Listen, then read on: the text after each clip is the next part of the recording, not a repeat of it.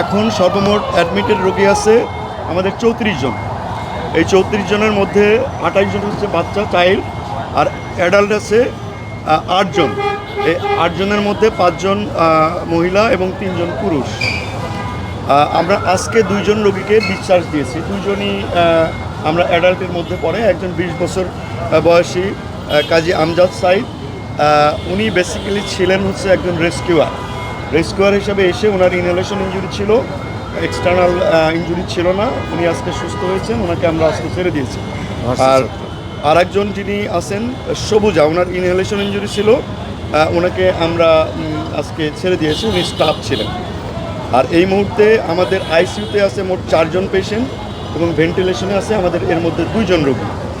আর আমাদের মেল এইচডিউতে আছে 3 জন রোগী, ফিমেল এইচডিউতে আছে 6 জন রোগী, পোস্ট অপারেটিভ ওয়ার্ডে আছে 8 জন রোগী এবং কেবিনে আমাদের 12 জন রোগী। এর মধ্যে আমাদের ক্রিটিক্যাল কন্ডিশনে আছে আমাদের 4 জন রোগী, যেটা গতকালকেও ছিল, এবং সিভিয়ার কন্ডিশনে আছে আমাদের 9 জন রোগী।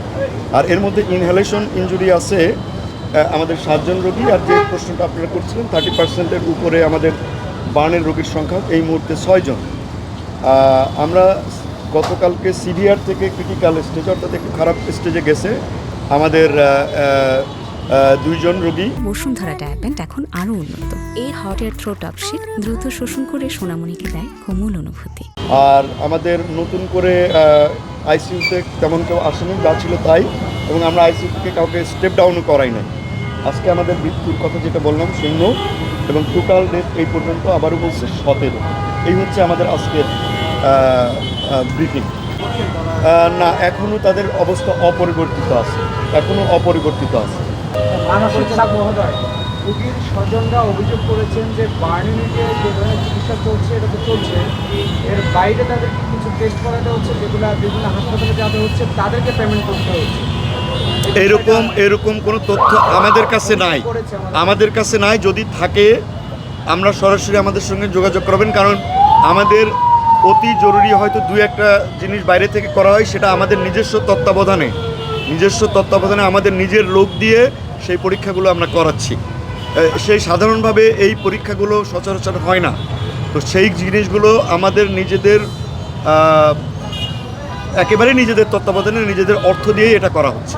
আমরা মানসিক সাপোর্ট দেওয়ার ব্যাপারে আমরা প্রতিদিন 2 বেলা করে আমাদের প্রত্যেকটি ইউনিট চিফ কথা বলছেন।